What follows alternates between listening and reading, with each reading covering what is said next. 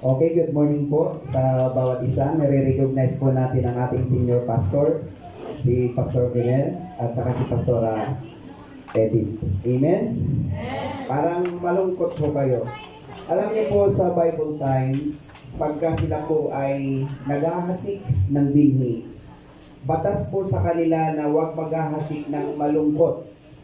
Bakit? Pag malungkot ang sower, ang seed ay tutubong malungkot. Kaya batas sa kanila na kapag naghahasik, dapat sila ay mayroong masayang puso, masayang kalooban, para ang binhi masayang lalago at tutubo at magbubunga. Amen? Amen. Okay, sabi mo sa katabi mo, hello beautiful.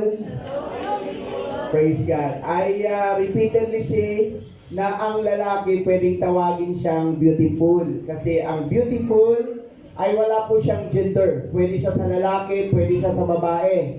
Kaya may tinatawag na magandang lalaki, may tinatawag na magandang babae. Kaya ang lalaki pwedeng tawaging beautiful. Okay, minsan pa, sabi mo, kaliwa, kanan, harap at likod, sabi mo, hello, beautiful. Praise God. Agree ba tayo na tayong lahat ay beautiful? Kasi nanglalangin ang mga bagay-bagay, sabi ng Bible, it was good. Nanglalangin ang mga hayop, it was good. Pero nanglalangin ng Diyos ang tao, sabi ng Bible, it was very good. Kaya sa lahat ng creation ng Diyos, ikaw, ako, tayong lahat, ang pinakamagandang nilalang ng Diyos sa balat ng lupa. Amen? Okay, deklara mo sa katabi mo, sabi mo, you are blessed. Praise God. Palapakan natin ang Lord. Hallelujah. Without further ado, mga kapatid, sabi ko nga, pagka tayo ay nakikinig ng salita ng Diyos, see to it na tayo po ay receptive.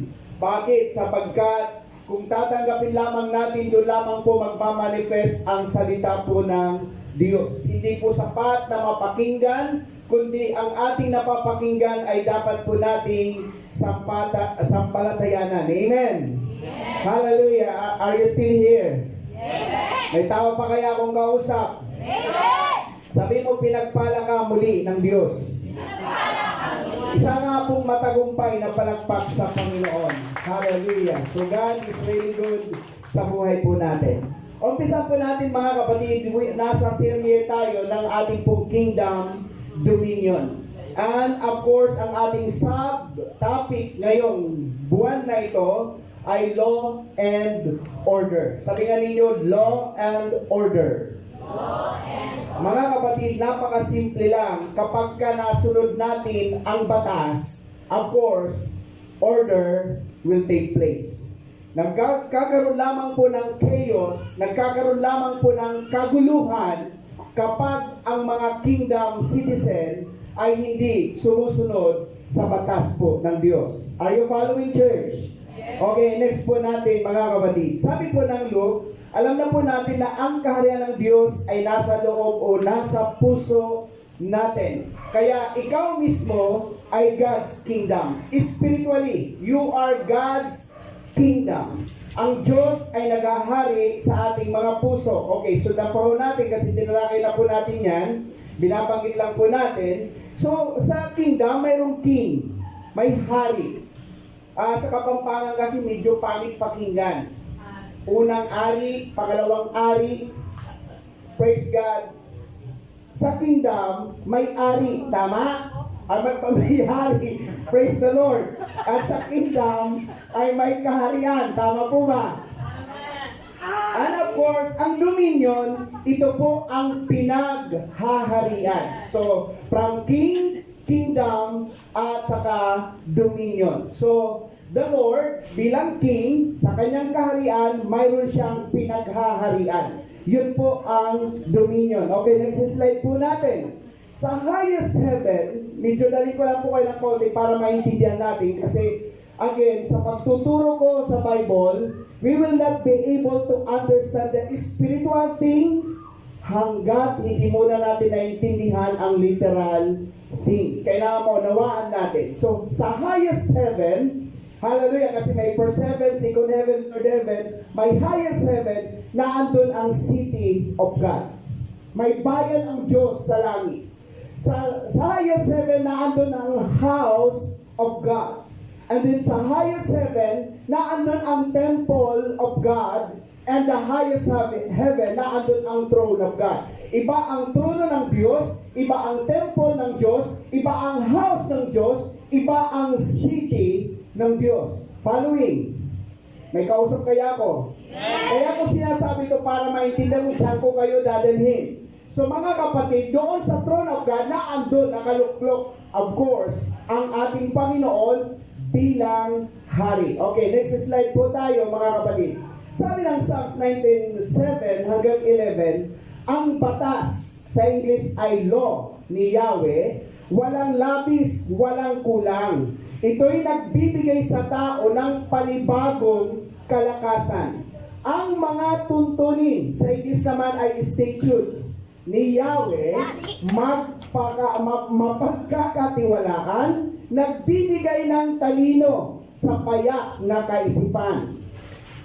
Ang mga utos, sa English naman, commandment, ni Yahweh ay makatuwiran, ito'y nagpapasaya ng puso at kalooban. Ang mga tagubilin, sa English naman ay instruction, dyan na po lumabas ang salitang order, ni Yahweh ay tama, nagbibigay sa isipan ng hustong pangunawa. Pause muna tayo. Balik tayo mga kapatid. Napansin niyo po yung 4 batas, tuntunin, utos, at tagubilin. Magkakaiba po yan. Okay, next slide po natin. Pangalan at paggalang at pagsunod kay Yahweh ay dalisay. Magpapatuloy ito magpakailanman. Ang mga hatol or judgment. Pause muna tayo para maintindihan. Ang batas, ang tuntunin, kapag hindi po yan nasunod, may judgment. Following church. So sabi dito, ang hatol or judgment ni Yahweh ay tunay na makatarungan, patas at walang kinikilingan. Mas kanais-nais pa ito kaysa gintong lantay, mas matamis pa kaysa pulot ng pukyutan.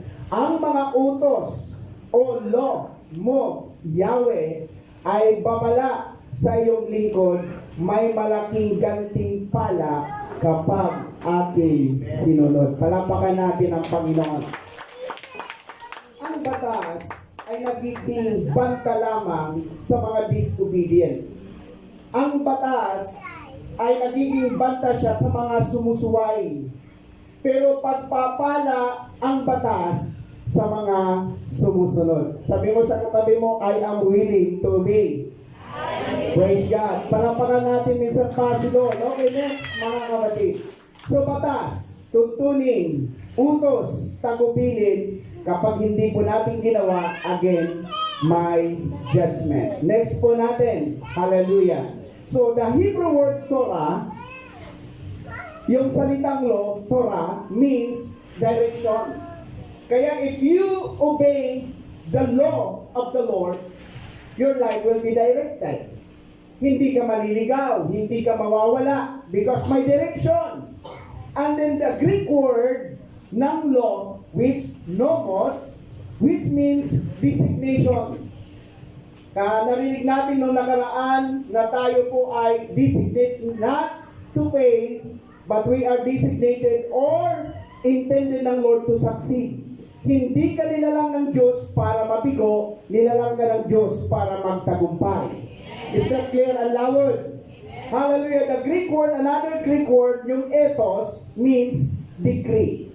Pag sinabing decree, mga kapatid, pag tinatakan ng hari ang isang decree, ito po ay hindi na pwedeng baliin at hindi na pwedeng sirain. Are you following, church? So again, the law of the Lord is a decree. Okay, next po natin. Sabi ng Job 38:33, do you know the laws, batas of the heavens or langit? So, maliwanag mga kapatid that it all began in heaven. Yung batas na sinusunod natin dito sa lupa ay batas po ito ng Diyos sa langit. Sabi niya, do you know the laws? Because Job was the oldest book in the Bible. Do you know that the laws or batas of the heavens can you establish the dominion o pinaghaharian of it over the earth? So, ang implementation ng batas ng Diyos, by the way, nagpupundasyon pa lang tayo, wala pa ako sa mensahe, kasi hindi natin maintindihan ang mensahe kapag hindi ho tayo maglagay muna ng pundasyon para naintindihan natin. So mga kapatid, sabi po dito, ang batas ng Diyos sa langit ay i-implement sa lupa. Are you here, church? So yung batas, sabi nga natin uli, batas. Okay, next. Hallelujah. Mga kapatid, gusto ko lang po i-clarify. The law of the Lord is not the civil laws na mayroon po ang bawat isa. Kasi wala naman po doon bawal lumabag ng traffic, wala naman sa langit traffic. Hindi rin po ito moral laws. Ano ba yung moral laws? Bawal pumatay, bawal magdampo. Kasi walang mamamatay sa langit at wala pong mga magnanakaw sa langit. Kaya hindi ito moral laws. It's not a ceremonial laws. Yung ginagawa sa templo, ginagawa sa church. Kasi sa langit, again, wala pong mga programa. Diretso po ang pagsamba nila sa Panginoon. So ang tawag natin dito, it's a heavenly laws. Sabi nga ulit sa katabi mo, heavenly laws. Makalangit. Okay, next. Malapit na po tayo. So it cannot, the word, punta muna tayo sa verse. Gusto ko po ipabasa sa inyo ang verse. Tingin kayo mga kapatid para mas maintindihan natin. Then Moses came and put before the people all the words. Lakasan nga po natin, sabi natin words. The words of the Lord and His laws or batas. And all the people answering with one voice said, whatever the Lord said, He will do. Tingin kayo sa akin para wag na kayo mag-isip ng malayo. Ang batas ay salita. Ang salita siyang batas. Wala akong kausap. Ulitin ko, ang batas ng Diyos ay siyang salita ng Diyos at ang salita ng Diyos ang siyang batas ng Diyos. Is that clear? Kasi hindi siya moral law, hindi siya civil law, hindi siya ceremonial law. So what is the law of the Lord? The law of the Lord is the word of the Lord. Kasi again, ang salita ng hari, well, okay, next slide natin para mas mauna natin. God's king or God's law or God's king or God's word. Kasi ang word ng hari, it will become the law. Amen. Ulitin ko, ang salita ng hari, pag sinabing patayin ka, hindi pwedeng i-alter yun. Hindi pwedeng baguhin yun because the word of the king will become the law. Wala yan ang kausap. Sabi mo nga sa katabi mo, the word is the law. And the law is the word. So, malinaw salita ng Diyos. Amen! Kaya pa nga natin siya ito lumilinaw sa atin. Kaya natin ang ating binanggit kanina. Isa pa. So, it cannot be altered. Hindi pwedeng mabago. It cannot be omitted. Hindi pwedeng mabura. It cannot be corrupted. Hindi pwedeng masira. It cannot be twisted. Hindi pwedeng baluktutin o mabaluktot. It cannot be thwarted. Hindi pwedeng mahadlangan. Hallelujah. It cannot be distorted. Hindi pwedeng mapasubalian. Lalo ng Tagalog. It cannot be disproved. Ibig sabihin, hindi pwedeng mapasinungalingan. Ganyan ang batas at salita ho ng Diyos. No man!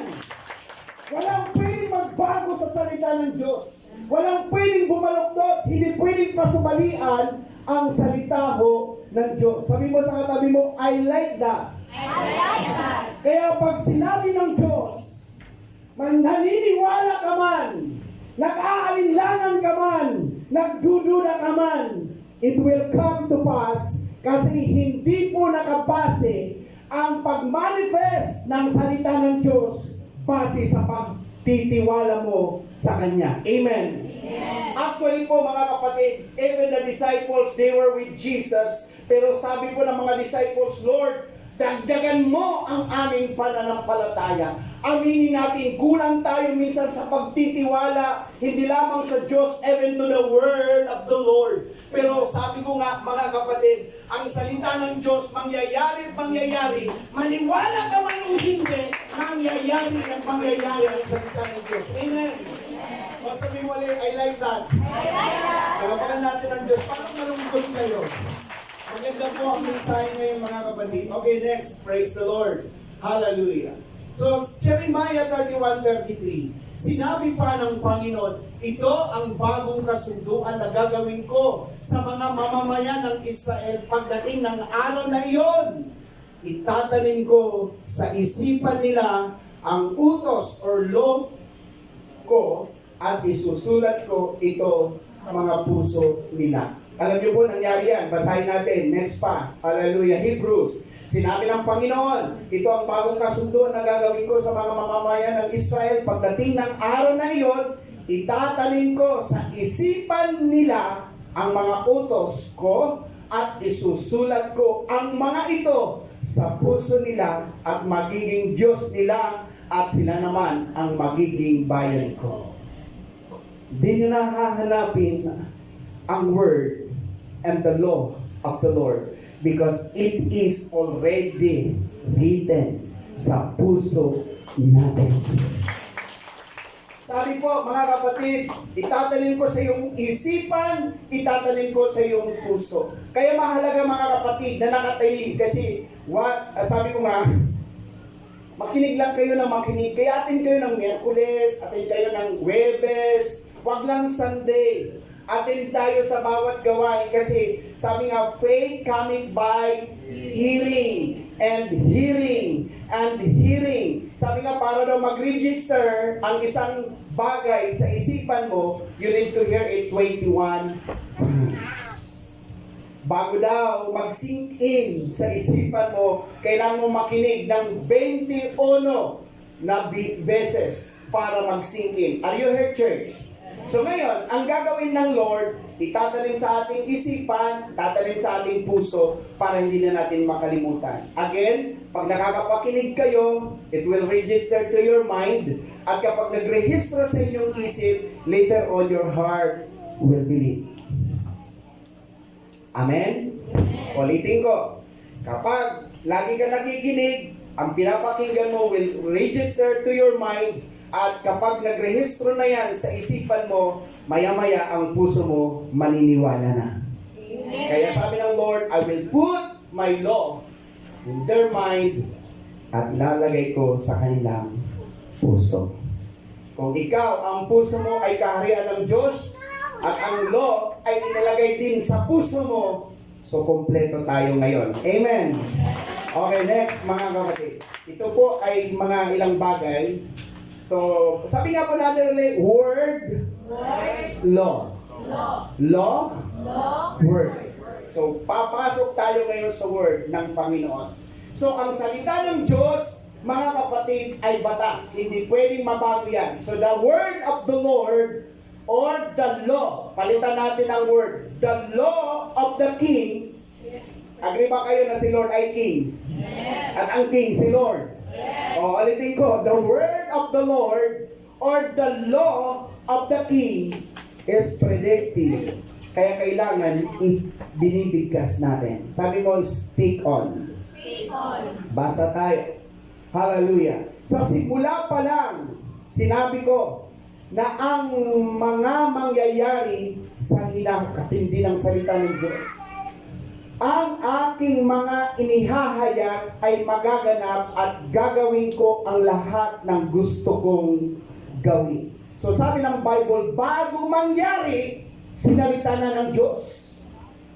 Kaya ito nangyayari sa ating mundo, sinabi na yan. Huwag kayong mabibigla. Ngayon, mga kapatid, nagtataasan ng lahat. Naniniwala ba kayo? Ngayon malayo pa tayo. Bakit? Ang 1 kilo ng bigas, nasa 60-70. Sa Bible, ang 1 kilo ng bigas, kasing halaga siya ng 1 taon na sweldo. Nakasulat. Ngayon ang tanong, magre-reklamo ba tayo? Hindi. Kasi pag nakasulat, hindi na pwedeng baguhin. Sabi ng Bible, sinasabi ko, bago mangyari ang mga bagay, Kaya kapag may word ng salita ka ng Diyos, hindi ka matatakot because you know the word of the Lord. Amen? Sabi, okay, next, mga kapatid. Romans 4:17, gaya ng nasusulat, ginawa kita kama ng maraming bansa sa harapan niya, kaniyang pinapanampalatayanan sa mga tuwid bagay ang Diyos na nagbibigay ng buhay sa mga patay at tumatawag sa mga bagay na hindi pa hayag nangyayari na tila hayag o nangyayari na. So ang Diyos ay tumatawag ng mga bagay. Tingin kayo mga kapatid. Nasa puso mo ang karya ng Diyos. At ang batas ng Diyos ay nasa puso mo. So anong sabi ng Bible? Ang Word of God ay makapangyarihan. So ang gagawin mo mga kapatid, tumawag ka. Kaya nga pagising mo, pagulat mo ng iyong kamay, pagpapala! Lapit! Because you have the Lord in your heart. You can command, you can call things na gusto mong mangyari sa buhay. Amen? Sabi mo, tawagin mo ang magagandang bagay. Wala akong kausap ulit. Tawagin mo ang magagandang bagay. Pagising mo sa umaga, ulitin ko, use the authority that you have. Gamitin mo. May authority ka. Utusan mo ang mga pagpapala. Ako nga mga kapatid, one day, ang mga pastor dati, talagang manirap ako eh. Hallelujah. Sabi ko dun sa pusa ko, kaysa niyaw kayo ng niyaw, wala tayong makain. Sabi ko sa kanya, tinatawag ko ang pagpapala. Ang pusa biglang nawala. Maya-maya may hila-hila na siyang bangus. Hallelujah. So hindi na ako nag-isip. Kinatay ko ang bangus. Pinito ko ang bangus. Maya-maya may kumakatok. Pastor, may napansin po ba kayong bangus? Sabi ko po, bakit po? Kasi kapamalingki ko lang, nilapag ko lang sa table o biglang nawala ang aking bangus. Ay sabi ko, praise God sister, pareho tayo ng ulam. Hallelujah. Alam niyo po mga kapatid, sabi ko, sister, kung wala kang ulam, hatian na lang kita. Mga kapatid, naniniwala ba kayo na ang Diyos natin, pwede tayong tumawag ng pagpapala? Kaya tawagin mo ang mga dollars, tawagin mo ang maraming customers, tawagin mo ang lahat ng mabubuting bagay. Blessing come! Amen! Ulitin ko kasi sabi ng Bible, pwede kang tumawag sa mga bagay na gusto mong mangyari. Amen! Sabi mo, batas yan. Lagi yung tandaan, batas yan. Hindi pwedeng sirain yan. Ano yan, madeklara-deklara, hindi po, totoo po ang deklarasyon. Totoo po ang declaration. Are you here, church? Hallelujah! Natandaan niyo po si Sarah at saka si Abraham. Abraham means father of many nations yan. Mga kapatid, si Sarah ay ibig sabihin baog. Pero sabi ng Lord, palitan mo ang iyong Sarai into Sarah. Abraham, palitan mo into Abraham. And take note, ang letter H is the grace word ng Hebrew. Are you here, church? Panglima.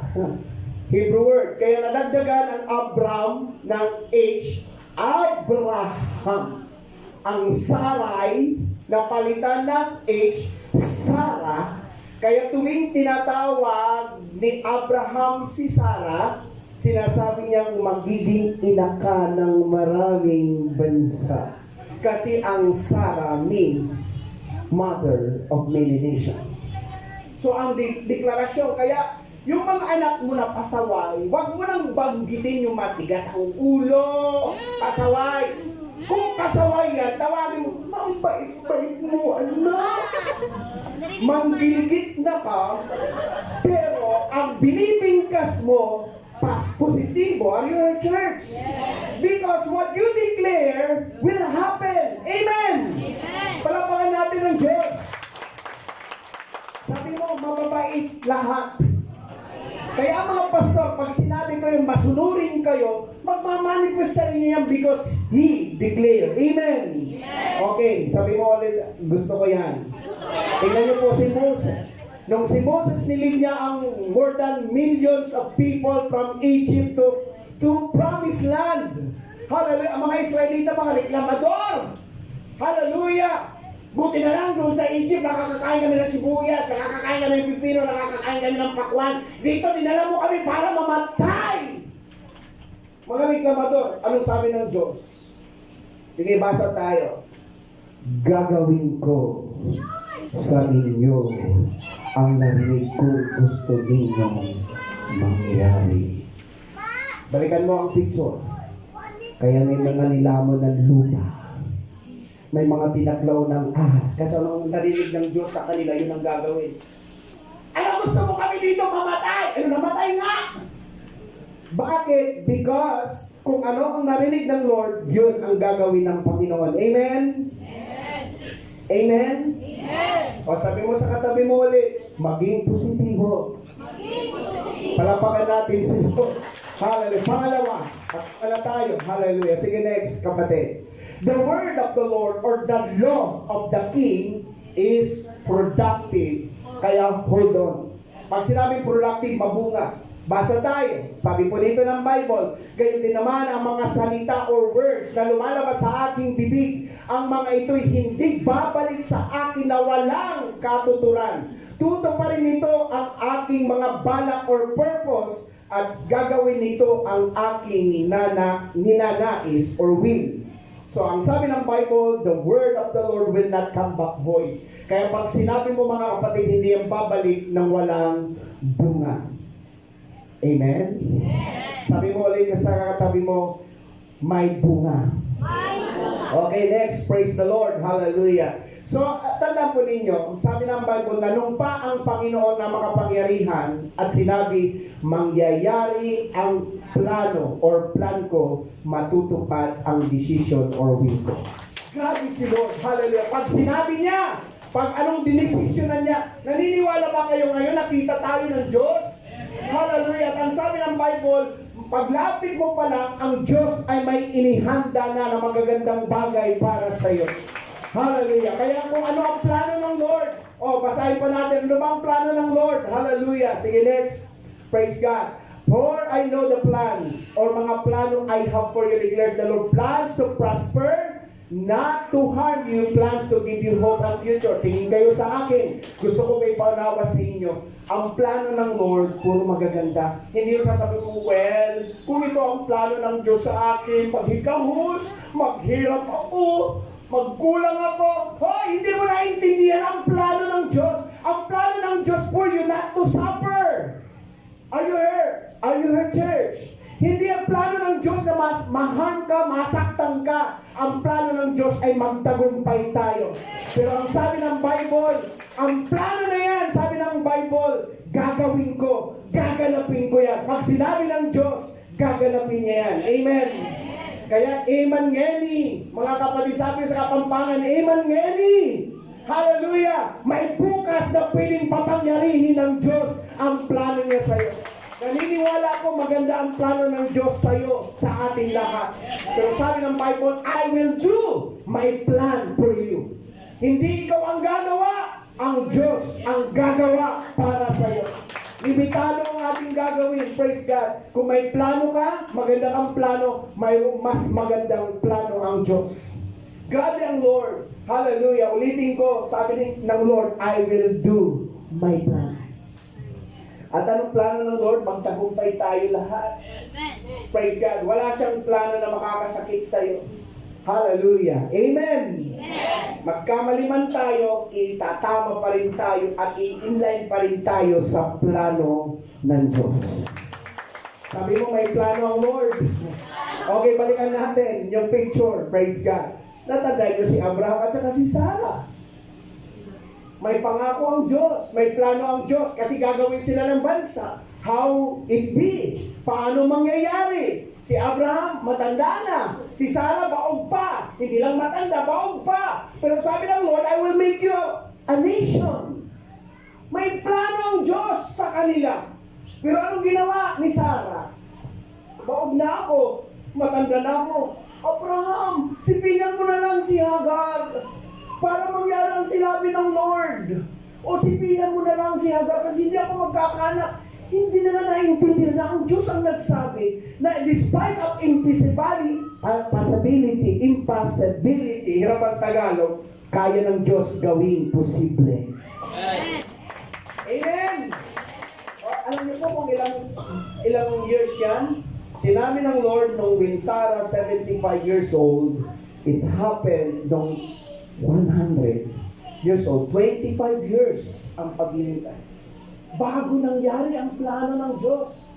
kaya pinangunahan ni Sarah. Tandaan po ninyo mga kapatid, hallelujah, matagal man, pero plano pa rin ng Diyos ang mangyayari sa inyo. Amen.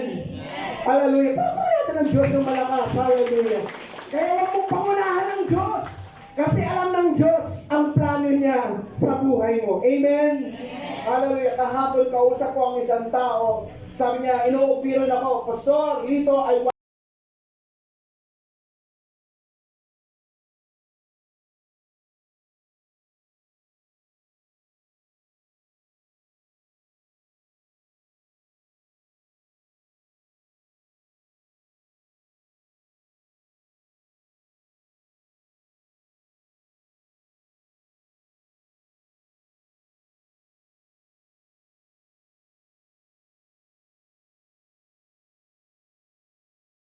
Are you here, church?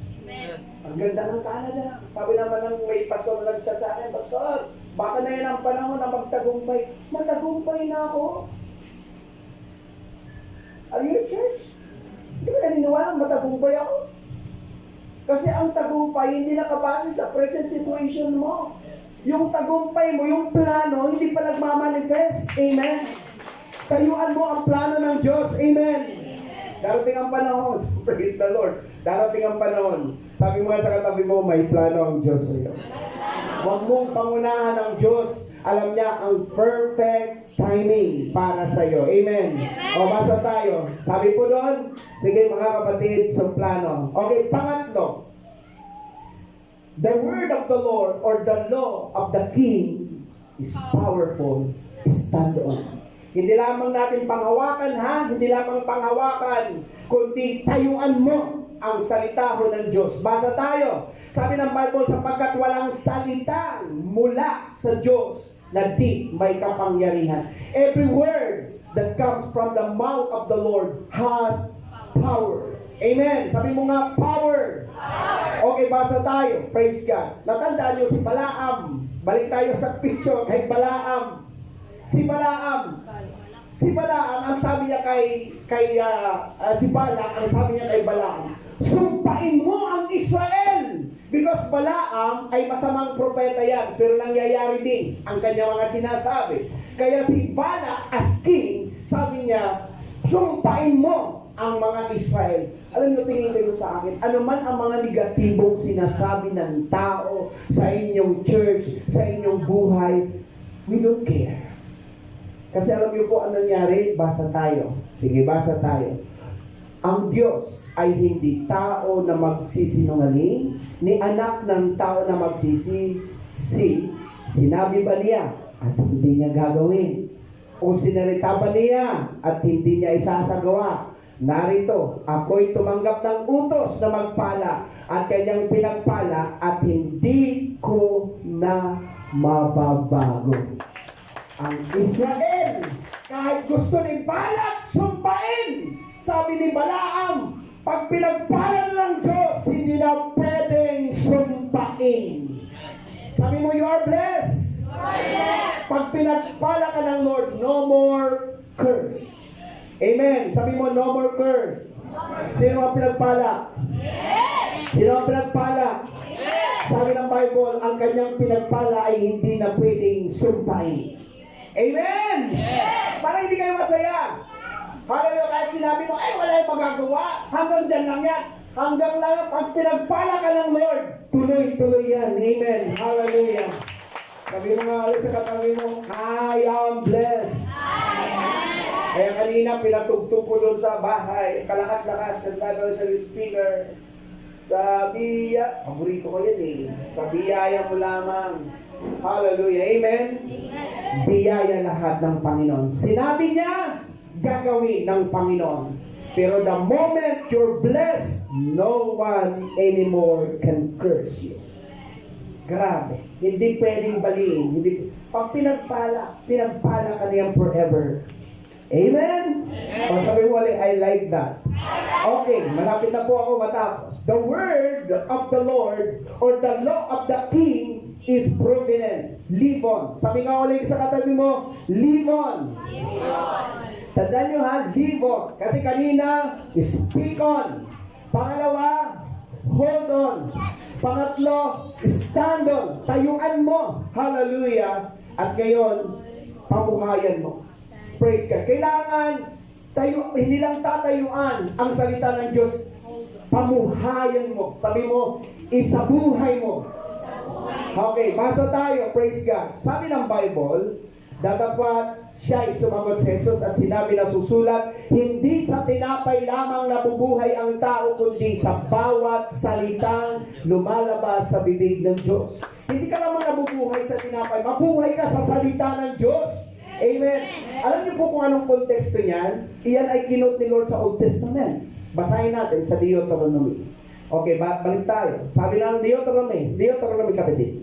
Sabi niya dito, hindi lamang sa 8:3 hanggang 4, hindi lamang, basahin natin sa umpisa, at ikaw ay pinapangumbaba niya at pinapagdamdam kaniya ng gutom at pinakain kaniya ng mana na hindi mo nakikilala, ni nakikilala ng mga iyong mga magulang upang kanyang maipakilala sa iyo na hindi lamang sa tinapay nabubuhay ang tao kundi sa bawat bagay na nagmumula sa bibig ng Diyos. Ang iyong suot ay hindi naluma sa iyo, ni hindi namaga ang iyong paa nitong 40 taon. Ano daw ang konteksto? Nung binanggit ng Lord, hindi lamang kayo nabubuhay sa tinapay, nabubuhay sa salita na lumalabas sa bibig ng Diyos. Ano yung salita ng Diyos? Balikan nyo ang context sa Deuteronomy, 40 years. Hindi na luma ang kanilang suot. Hindi sila nagutom. Kasi ang salita ng Diyos, kaya kang buhay. Hallelujah. Amen? Amen?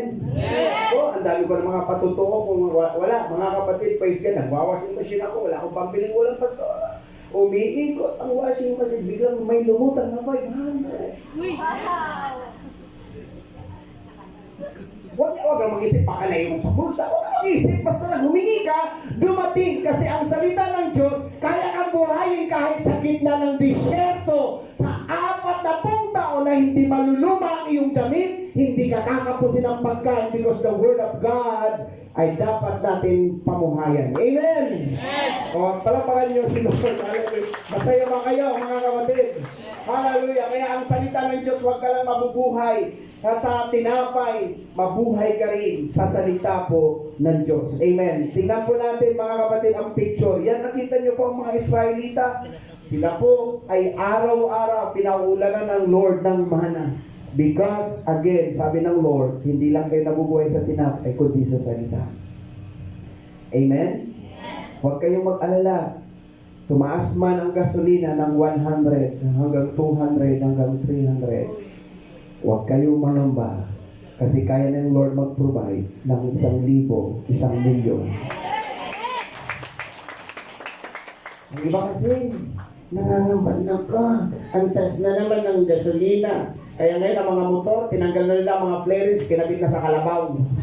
Kalabaw na ang kanilang dinadran na yan. Kasi sobrang daw taas. Pero ulitin ko mga kapatid, we cannot give God, ang Diyos, hallelujah, kaya niyang i-provide kahit ang bigas, mag-1,000 ang kilo, kaya mag-provide ng Lord ng mas malaki. Amen. Tandaan nyo, hindi lang tayo nabubuhay sa tinapay, nabubuhay din tayo sa salita ng Diyos. Amen? Sinabi mo, Lord, sinabi ng Diyos na aangat ang buhay ko, tayuan mo yan. Amen? Pamuhayan mo yan. Kaya ako mga kapatid, may malaking salamin sa bahay. Paggising ko, lagi ko sinasabi, Tolix, blessed ka. Amen? Ganun ba kayo? Hindi ka gigising sa umaga, sasabi mo, blessed na naman ang buhay na ito. Puro blessed ang buhay. Mga blessed kayo. Nakita mo yung asawa, blessed ka. Sabi naman ng asawa niya, mas buwisit ka! Lahat ng nasa bahay po mga buwisit. Are you in church? Alam niyo po, ang ideklara mo hindi negatibo, kaya kita mo araw-araw kabwisitan. Kasi lumalabas sa bibig po ni kabwisitan. Amen? Ang ganda ng umaga na paggising po natin. Kinabubuhay natin ang salita ng Diyos. Sabi ng Lord, God will provide. Hallelujah. Sabi ng Diyos, ako ay pagpapalain. Sabi ng Diyos, lalakad ako sa tagumpay. Yun ang sabi ng Diyos. Hallelujah. Kaya na, pamuhayan mo ang salita ng Diyos. Isabuhay mo ang salita ng Diyos. Amen? Hallelujah. Kaya napakabuti ng Panginoon. Amen? Okay, last. Last na po ba yan? The word of the Lord or the law of the King is perpetual. Ibig sabihin, everlasting. Believe on. So, palatayanan mo. Kasi ang iba nakapakinig pero hindi naniniwala. Pag sinabi ba ni Pastor Villar sa inyo, mga milyonaryo kayo, will you believe? Amen. Sabi mo,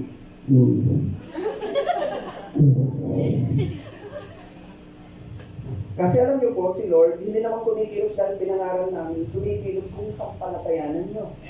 Natandaan niyo yung may bulag, sabi niya, Lord, kung gusto mo, pagalingin mo ako. Gagaling ko. Sabi ng Lord, gusto ko. Pero sabi ng Lord, kaya mo bang sumampalataya? Sabi ng Lord, kaya ko. Sabi ng bulag, kaya ko. Ano sabi ng Lord? Be it unto you according to your faith. Kahit sabihin namin, pinagpala ka. Kung hindi ka naniniwala, alam mangyari. Kasi God will only act based on what you believe. Sa palatayanan mo, ulitin ko, pinagpala kayo ngayon. Amen. Sabi mo, naniniwala ako. Praise God. Hallelujah. Are you there, church? Yes. Alapagan natin ang Panginoon. Napakabuti ng Lord. Believe on. Perpetual yan. Anong ibig sabihin ng perpetual? Basa na tayo para mas maintindihan natin. Sige, next. Ang damo ay natutuyo, ang bulaklak ay nalalatang, ngunit ang salita ng ating Diyos ay mamamalagi magpakailanman. Isa pa. Sa Isaiah yan, nasa katuparan. Isa pa, sabi ng Bible, ang langit, ang lupa ay maglalaho, ngunit ang salita ko ay mananatili magpakailanman. Church, tingin kayo sa akin. Magunaw man. May kanta ngayon. Magunaw man. Ang lahat kalangitan. Mundo magunaw man. Pero maniwala kayo. Ang salita ng Diyos. Kaya gumuho man yan. Mag-gira man yan. Huwag kang mag-alala. May word ka na sinasampalatayanan. Amen. O sabi mo nga sa katabi mo, forever lasting ang word of God. Agree ba kayo na maglaho man ang langit, maglaho man ang anong magkaintindi nyo? Literal yan. Na pwedeng mabura ang langit dahil sa gera, whatever pa man. Pero ang salita ng Diyos will remain forever. Kaya ang salita ng Diyos sa'yo, mahal ka ng Diyos. Hallelujah, praise God. Okay, basa pa tayo. Ang sabi ng Matthew 24:6, you will hear about wars and stories of wars that are coming. Tingin kayo ha, you will just hear. But you are not there. Ulitin ko, napakinggan mo na. Mga rumors ng gera, pero hindi ikaw kasama doon sa ginig. Ano sabi ng Lord? Lakasan natin. Bat! Sabi nga ninyo, bat! Makarinig ka man ng digmaan. Bat! May bat! Sabi ng Bible, bat! Don't be afraid. Sa ibang translation, don't be frightened. Sa ibang translation, don't be troubled. Sa ibang translation, don't be alarmed. Sa ibang translation, don't be disturbed. At sa ibang translation, don't panic. These things must happen before the end comes. Dapat, kasi sinabi ng Diyos, mangyayari yan. Pero, next, bakit hindi tayo matatakot? Sabi ng Bible sa Thessalonians 5:9, God. Lakasan natin. God did not choose, Sa ibang translation, appoint, or destine us to suffer His anger for wrath. gusto ko po ipaunawa sa inyo. Ang tribulation, pugot yan ng Diyos sa mga tao na hindi kumikilala. Pagbuhos siya ng galit at puot ng Diyos sa mga taong hindi kumikilala. Pero ang sabi ng Bible, bakit pag makarinig ka ng mga likmaan, bakit kailangan hindi natin matakot? Kasi hindi ka para doon. Hanggang sabi ng Bible, God did not choose you. God did not appoint you and destine you to suffer His anger. Anong gagawin ng Lord? Hallelujah. Sabi niya, but to have received, gain, possess salvation through our Lord Jesus Christ. Amen? Kaya pala hindi tayo kailangan matakot. Kasi hindi ka itinadhana ng Lord para tumanggap ng Tagalogin natin. Maganda sa Tagalog. Grabe, nagulat ako Tagalog nitong mabuting balita Biblia. Hindi tayo pinili ng Diyos upang bagsakan ng kanyang puot at parusa. Tingin kayo sa amin, what is the essence? Bakit si Jesus namatay pa sa cross kung dadaan ka pa rin sa kahirapan? Amen? O, basa tayo, dagdagan natin. Sige, next, praise the Lord. Maganda po ito, sabi ng John. Nang matanggap nga ni Jesus ang suka ay sinabi niya, Tetelestai. Tetelestai, it is finished, naganap na. Tinapos na ni Lord. Alam niyo po ang tetelestai kung anong ibig sabihin? Okay, next slide. Tetelestai, the debt has been paid. The sentence has been served. The battle has been won. Amen? Nung sinabi ng Lord, it is finished! Tapos na ang paghihirap ninyo. Tapos na ang pagdurusa ninyo. Tapos na ang lahat ng penalty. Kung tapos na, tapos na. Amen! Kaya sabi ng Bible, makarinig man kayo ng mga yan. Hula yan para sa mga taong hindi kumikilala. Salamat na lang kumilala tayo. Amen! Kasi kung hindi tayo kumikilala, makakasama tayo doon sa puot at galit ng Diyos. Pero sabi ngayon na kumilala ka, mag-cheer up ka, matuwa ka, because hindi ka na para doon sa puot ng Diyos. Hallelujah. Kasi tinapos na ni Lord ang lahat. Amen. At ito ang gagawin ng Lord. Praise God.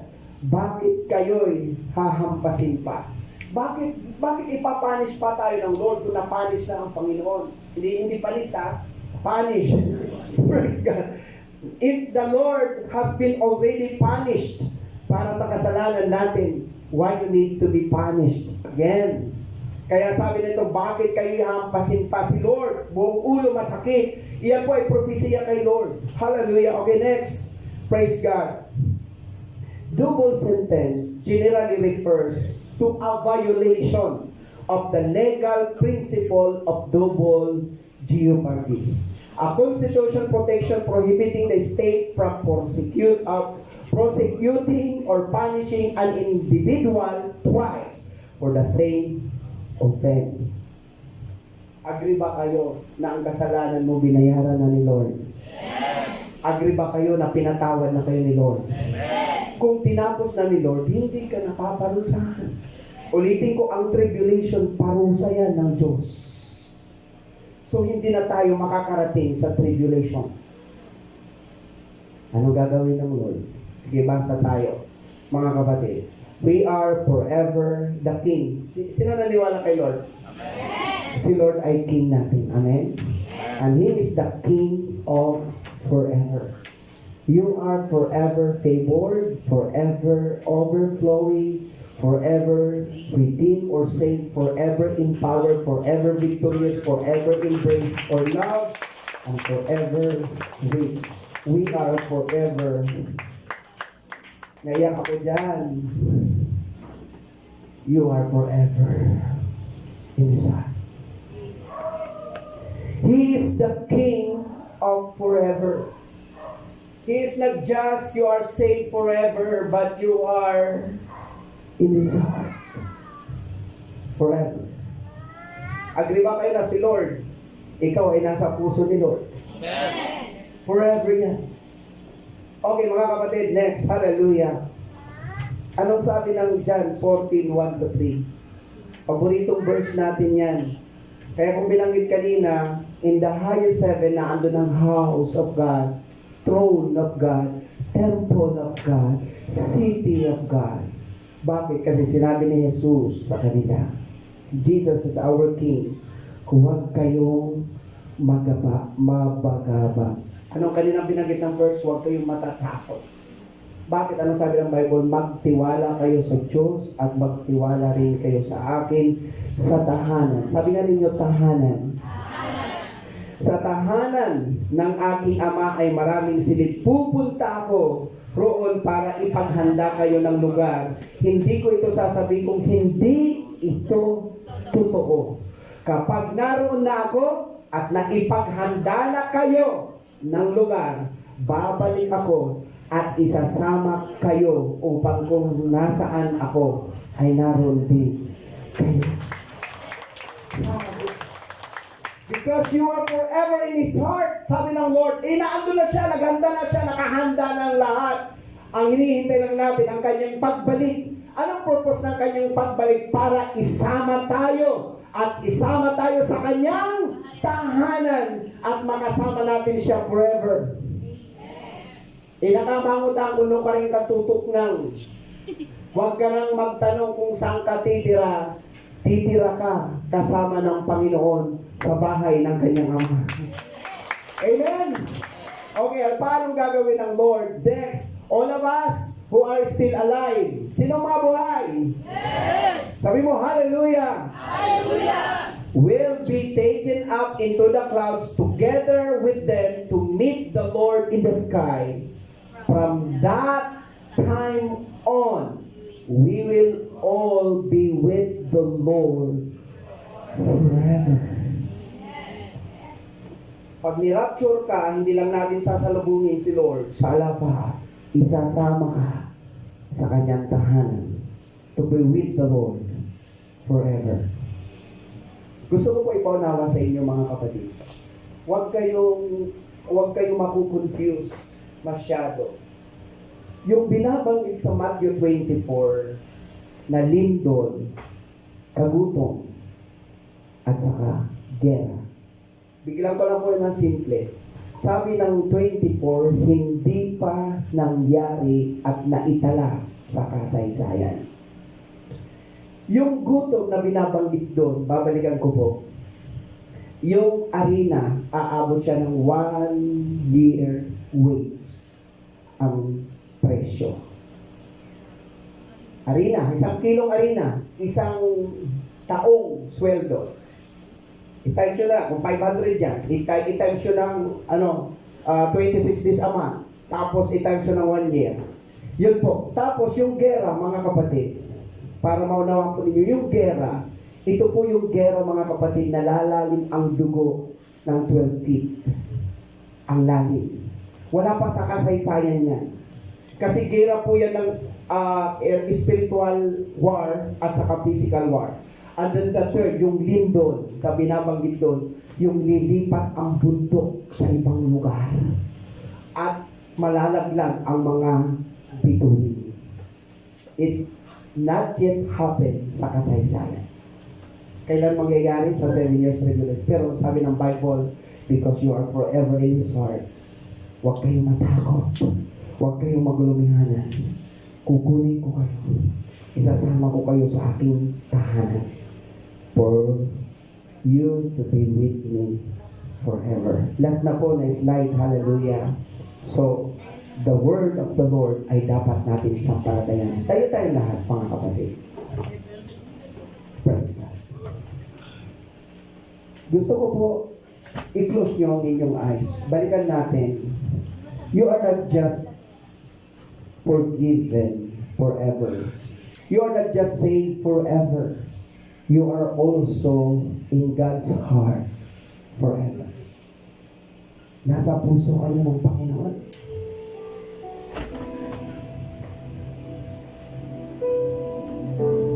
Akala nyo, hindi nararamdaman ng Lord yung nararamdaman mo. Alam ng Lord na minsan nag-distracted ka. He knows everything because He is in your heart. Ang kailangan mo lang, speak the word or the law of the Lord. Hold on to the word of the Lord. Stand on. Believe on the word of the Lord. Hallelujah. Thank you, Jesus. Rabasanda, Rabasiko, Rababayande. Your word, Lord, is the law. At hindi pwede ito ma-alter, Panginoon. Hindi pwede mabago. Pag sinabi mo, Panginoon, na mahal mo kami, you will love us forever. Minsan may mga panahon na nag-fail kami, nagkukulang kami. Still, you love us forever. Because Lord, ang sinabi mo hindi mababago, Panginoon. Salamat God, salamat Jesus. Hallelujah, hallelujah. Mga kapatid, sa umagang ito,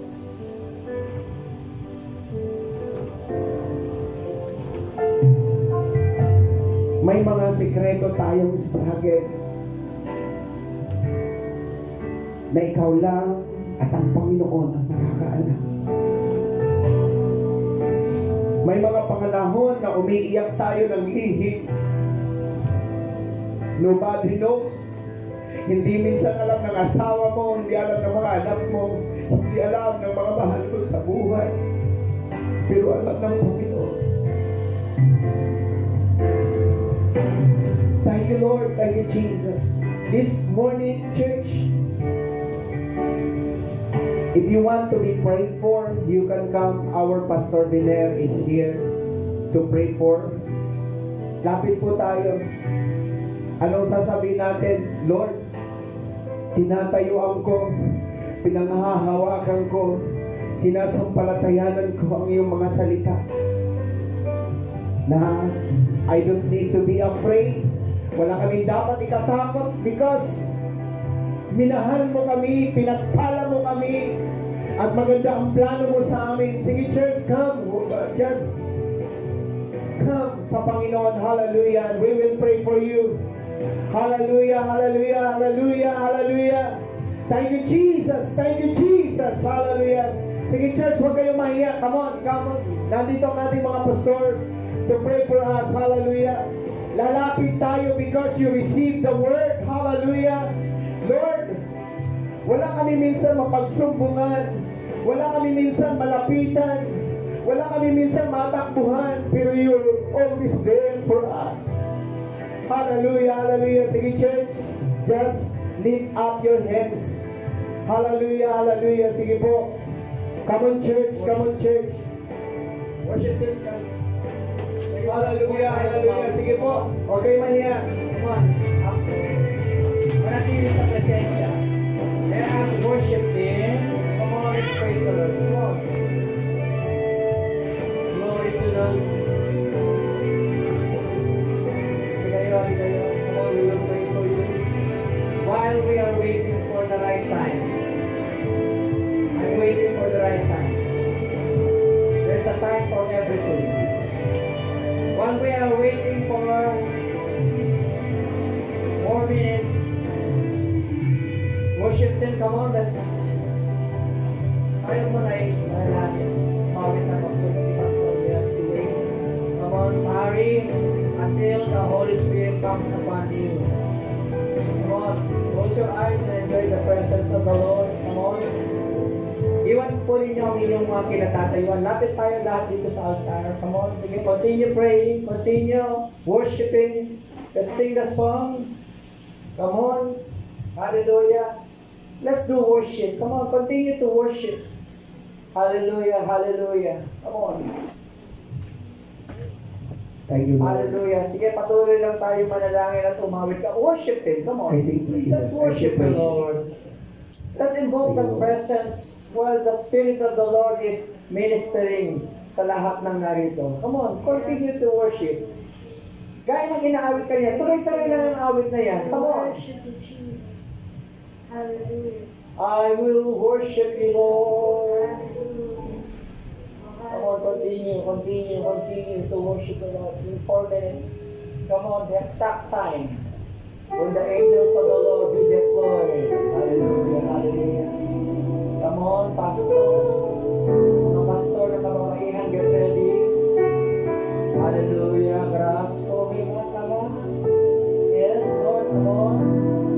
Men, leaders, get ready, prepare. Lupunin niyo ang mga kalalakihan, mga kababaihan, pagsama-samahin ng mga kababaihan. Mga youth, leader ng youth, pagsama-sama ang mga kabataan ito. Hallelujah. Come on, ministers. Narinig niyo ako, mga ministers. Mga ministers ng bawat grupo. Come on. Sige, you can cry. You can cry. We will pray to the Lord. Come on. Iiyak mo yan sa Panginoon, church. We have 3 minutes. Come on. Hallelujah, hallelujah. Leader ng kalalakihan, lubungin mo sa isang lugar ang mga kalalakihan. Leader ng kababaihan, pagsama-sama mo ang mga kababaihan sa isang lugar. Mga youth, mga yapro, pagsama-sama kayo sa isang lugar. At hayaan tumaloy ang napangyarihan ng Panginoon. 2 minutes and 30 seconds. Hallelujah, hallelujah. Come on, organize. Hallelujah, hallelujah. The word of the Lord, dahil ang inyong narinig, tumiro sa inyong puso. Sinabi ng Panginoon, ang kanyang salita ay batas. Ang kanyang salita ay makapangyarihan. Hallelujah. 2 minutes remaining. Hallelujah. Come on, get ready. Joel. Come on, hallelujah. Let's go. Wait to one room and we will pray.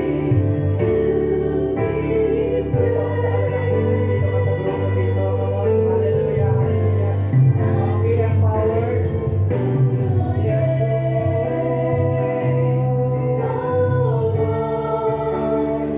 Our church, come on.